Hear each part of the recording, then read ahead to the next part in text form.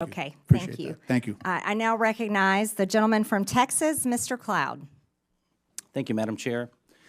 For far too long, D.C. politicians have gotten away with measuring their personal value and worth by how much of other people's money they give away.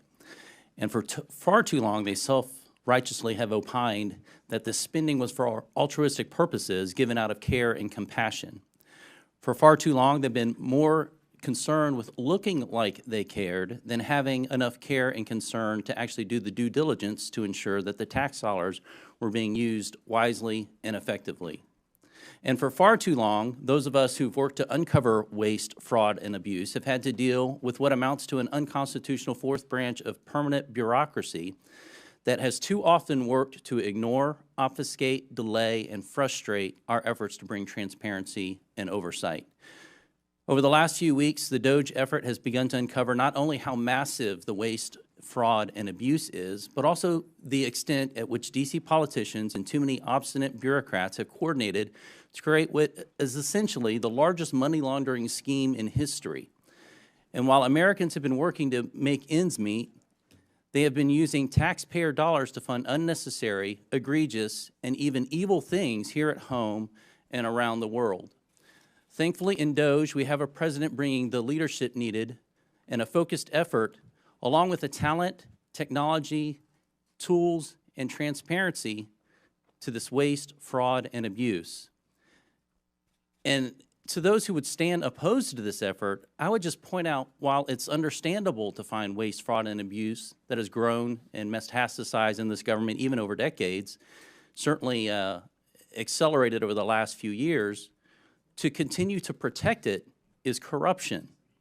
I want to thank the chair for beginning this war on waste on this side of Pennsylvania Avenue and bringing together this committee. This effort is so important as we work to relieve the Americans, people of this burden of waste, fraud, and abuse. Mr. Talcove, you mentioned in your written statement and talked about it in your statement at the beginning that this waste, fraud, and abuse is a national security threat, and certainly one of the challenges facing us that is a national security threat is our fiscal situation. And so we have got to find ways to find savings to the American people in order to bring confidence to the bond markets, to put our country on a fiscal footing, and to reverse the curse, so to speak, that we are placing on our children and our grandchildren. You mentioned a couple threats, though. You mentioned internal threats.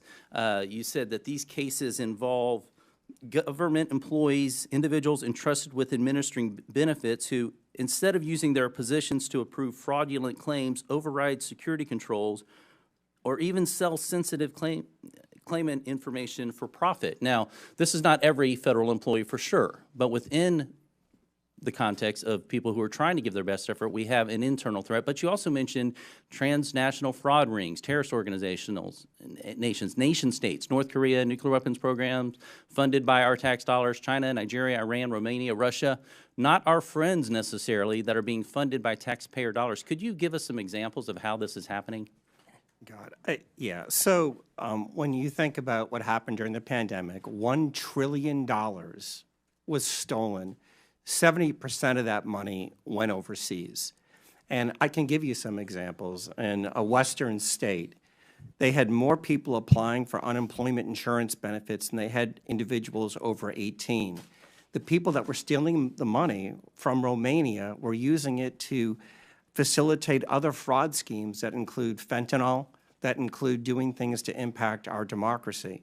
On the insider threat, right, the first thing you have to say, and my dad was a public servant, is 99% of people that work in the public sector are honest, hardworking individuals.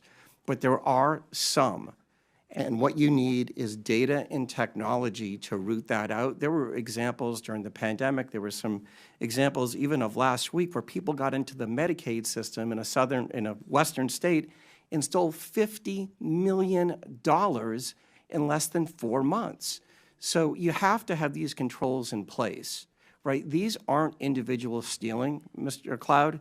These are organized criminal groups, both domestic and transnational. That, as you mentioned, taxpayers are being forced to fund the demise of our own country. Mr. Winston, I wanted to ask you, because there's a lot of talk about reconciliation right now. You mentioned Medicaid and what could be done to to bring a pretty substantial amount of savings, and this is without affecting those who truly need Medicaid and for what the purpose of the program was extended for. Now, The gentleman's time has expired. hopefully, Does